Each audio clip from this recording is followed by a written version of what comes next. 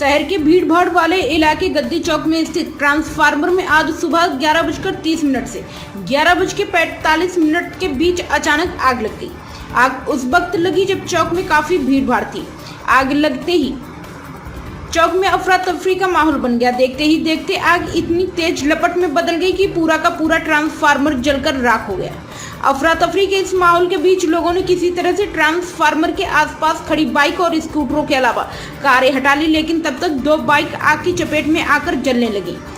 यही नहीं, आग की लपटें घर की बालकनी तक पहुंच गईं, जिससे फर्नीचर जलने लगा। इसी बीच किसी ने सिटी कोतवाली और फायर ब्रिगेड को भी फोन कर दिया। मिली जानकारी के अनुसार कुछ ही देर में आग पर नियंत्रण पाने के लिए दमकल की गाड़ियां भी मौके पर आ पहुंची।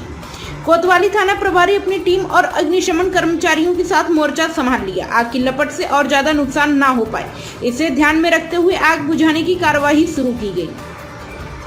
इस बीच रायगढ़ विधायक और कैबिनेट मंत्री ओपी चौधरी तक घटना की जानकारी पहुंची। वो भी मौके पर आ पहुंचे। आपने आग बुझाने में लगी राहत टीम के अफसरों से बात की, साथ ही बिजली विभाग को भी निर्देश दिया कि शहर में जितने भी ट्रांसफार्मर लगे हैं उनकी नियमित जांच कर उन्हें दुरुस्त करें, ताकि भविष्य में इस तरह की घटना की पुनरावृत्ति ना हो। इधर पुलिस और अग्निशमन टीम ने बताया कि आग लगने के पीछे की वजह प्राथमिक तौर पर शॉर्ट सर्किट ही समझ में आ रही है।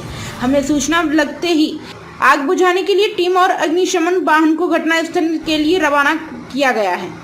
वर्तमान में आग पूरी तरह से नियंत्रण पा लिया गया है। किसी प्रकार की कोई भी जनहानि नहीं हुई है। 11:32 पे आग सूचना मिली।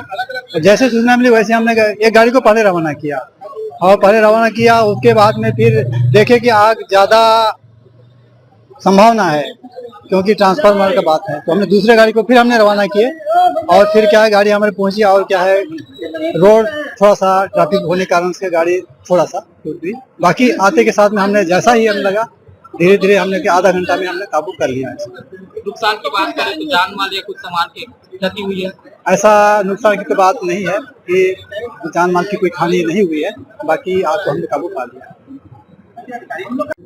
और प्रॉम्प्ट तरीके से आग नियंत्रण के लिए विभाग को निर्देशित किया गया है।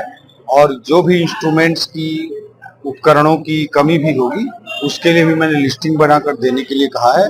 और तत्काल हम जल आचार संहिता की सीमा है, उसके बावजूद जो हो सकेगा, जैसे हो सकेगा, हम पूरी तरह से दुरुस्त करेंगे, ताकि आने वाले समय के लिए भी फायर फाइटिंग की व्यवस्था और दुरुस्त हो सके।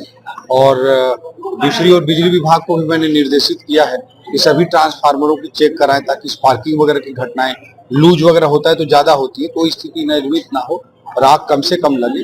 इसके लिए बिजली विभाग को भी निर्देशित किया गया। और आने वाला 1.5 महीना का समय बहुत भीषण गर्मी का रहेगा, तो उसमें कई सारे रिस्क रहेंगे, पत्ते सूखे रहते हैं, कई सारी समस्याएं रहती हैं, तो उसमें ध्यान देना बहुत जरूरी है। इसलिए मैंने विभागों को निर्देशित किया है। और मुझे उम्मीद है कि आने वाले समय में बेहतर से बेहतर, आग लगने की समस्या तो का सीजन है ये, लेकिन उसमें बेहतर से बेहतर विभाग काम करे। व्यापारियों ने आपसे मांग की है कि शहर के बीचों बीच इस प्रकार की स्थिति से वो लोग काफी दहशत में है।